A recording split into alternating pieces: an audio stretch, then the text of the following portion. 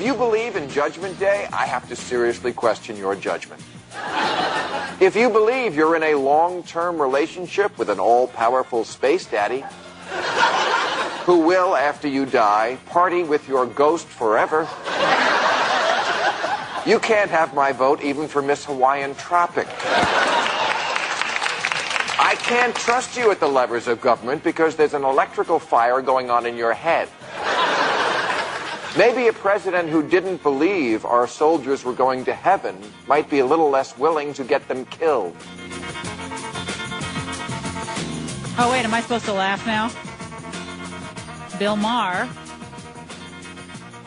very proud atheist, mocking people of faith, believers. Amazing how in just a one fell swoop, he just castigates people over the last 2,000 years, Judaism. Oh, forget, hey, the Buddhists even get knocked in that. Everybody does. Joining us now, his new book, just out, No One Sees God, The Dark Night of Atheists and Believers. Micahel Novak, one of the most prominent theologians, I think, in the world, there's no doubt about it, and who's written so much over the years over these seminal questions of faith, humanity, these issues that cut to the core of who we are as human beings.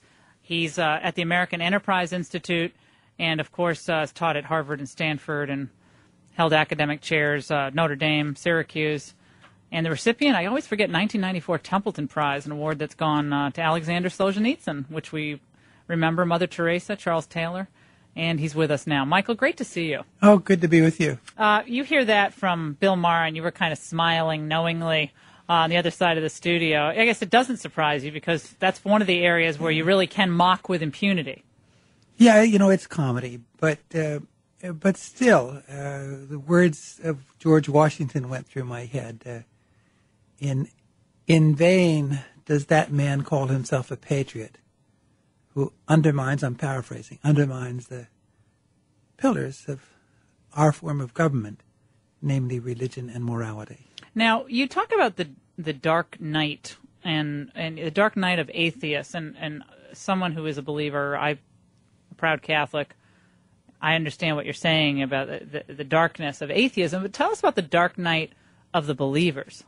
Well, when you begin as a believer, young, later convert even, or enter religious life, say a nun or monk, in the beginning, often you have very sweet feelings when you pray. Taste and see that the Lord is sweet. It's a wonderful prayer. But after a time, you often find yourself in a darkness, in a kind of desert. You're empty of feeling. Mother Teresa, it turns out, we've just got her exchange of letters on this, lived that way most of her life. She so loved God, you'd think she felt pleasure in it, but she says she didn't. It was a torment to her, and because of the night that she experienced. Well, so did her namesake, St. Teresa of Lisieux and St. Teresa of Avila. She knew what she was getting into. The writers, spiritual writers, all explain this as growing up, being weaned. We're not in the same wavelength as God. Our equipment just doesn't pick him up. We can't touch him or taste him or see him or hear him.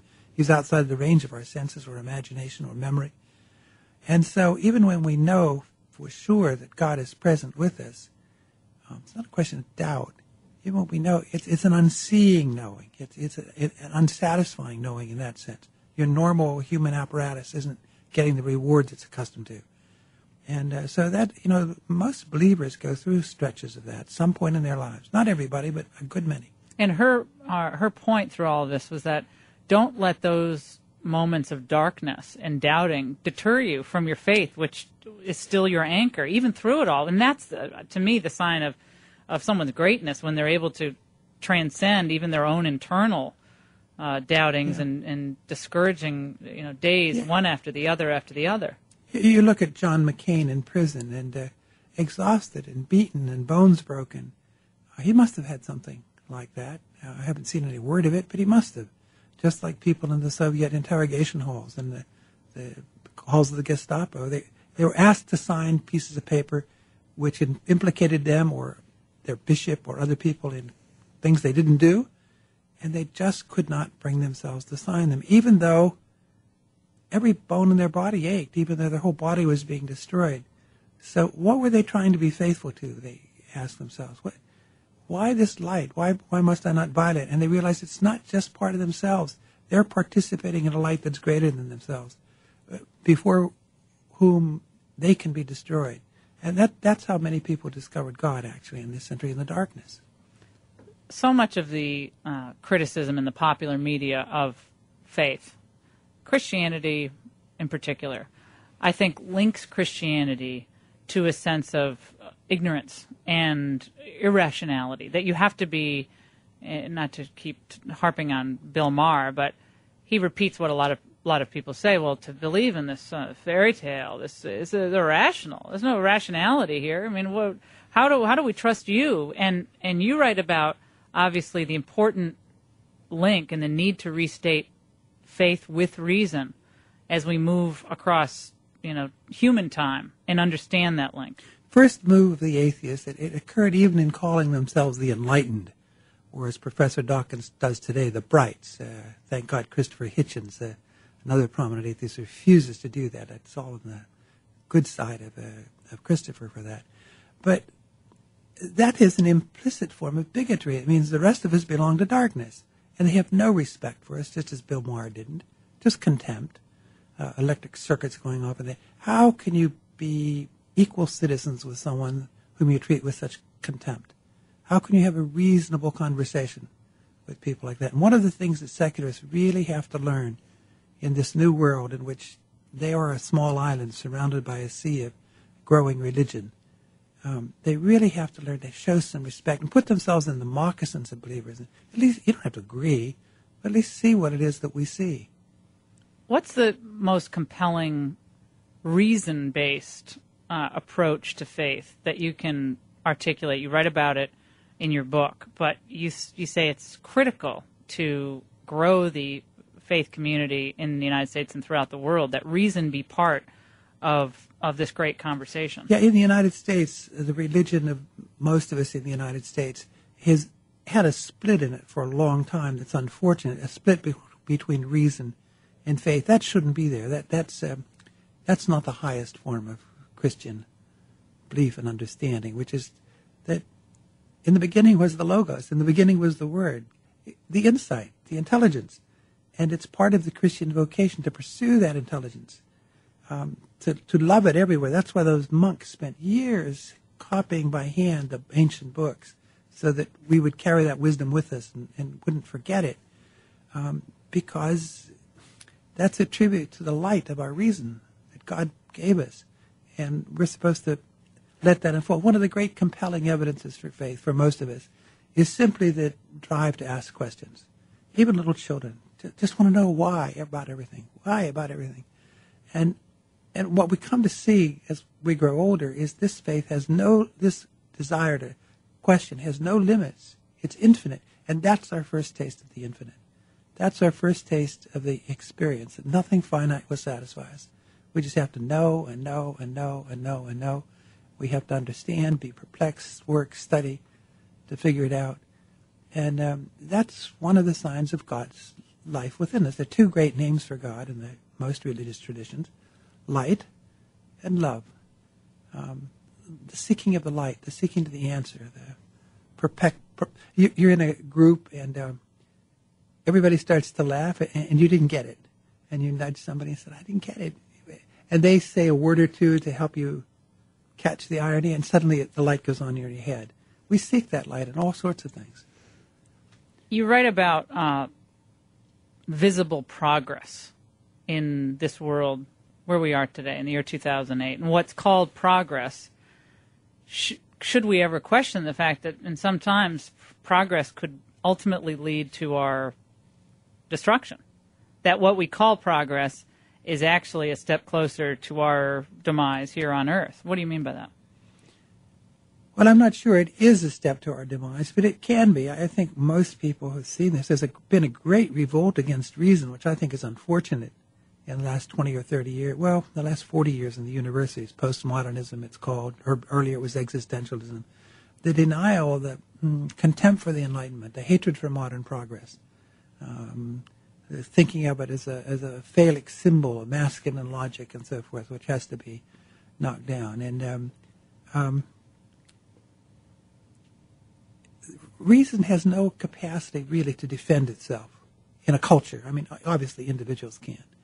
And that's the way in which reason gets supporting artillery from faith, especially of the Jewish Christian kind, which said that there is a creator who understood all things and created them and loves them, saw that they were good. So this sort of reinforces the habits of scientific reason, the desire for progress and further understanding. It's what God wants. It's not the same as reason, but it's a support for reason. Scientists will come forward, as they often do, not all, but many, whether it's a stem cell or a question of cloning, therapeutic cloning as it's called, or even a part of the abortion industry, and say, look, science is science, religion is religion. Don't bring faith into science. You can't do that. You got to separate the two, and that's a constant. We always hear that. Well, I remember in the, what was the 68 was the first election I covered. I was with boys on the bus, and questions about abortion started coming up then in presidential campaigns. And I got into discussion after discussion, not exactly argument, which people said to me, look, it's just science. Thinking it's life is just a matter of faith. And they changed their minds in the next two elections because science was showing that the DNA of the infant in the womb is separate from that of the mother, separate from that of the father. And it's certainly human. It's not going to be a Cocker Spaniel if it keeps growing. So science kept showing us this is human from the very first moment, and it's not just a human, it's an individual human. So suddenly the argument shifted, well, that's science, that's science and faith over there. What's the practical thing to do? And they started looking for practical arguments for abortion and so forth. So the ground has shifted on that quite dramatically. I was surprised that Obama didn't pick up on this the other day at Saddleback in the debate. He said whether you look at it scientifically or theologically, trying to give this some specificity, it's beyond my pay grade. Well, goodness, this is something a human being has to figure out in his own or her own life. And by the way, the pay is pretty good, so he has a lot of responsibilities in that way. No One Sees God, and this is a fascinating book. And Michael, you've written what number book is this for you? Oh, I don't even want to hear it. Yeah, what I don't is it? count them, but it's in the low 30s. Oh my goodness, this is wonderful, and it's actually a wonderful resource for young and old alike. A lot of people have doubts about their faith or confused about the national discussion of faith today. You have a very positive and optimistic view in the end. You think the secular age, especially of secular humanism, is on the wane. Yeah, the intellectual juice of it is gone. Naturally, it keeps spinning through the institutions. It takes a long time for people to get the message.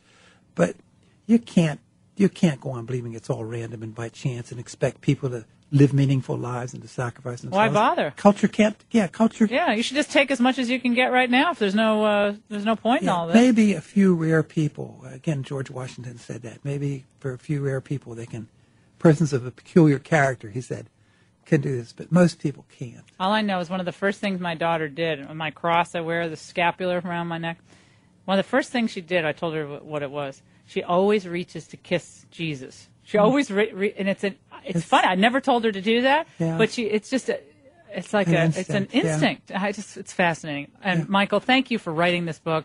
Thank you for coming in. I know we're going to have you back as always. It'd be great too. All right, great you take care. Michael Novak, No One Sees God. It's up as our featured book on lauraingram.com.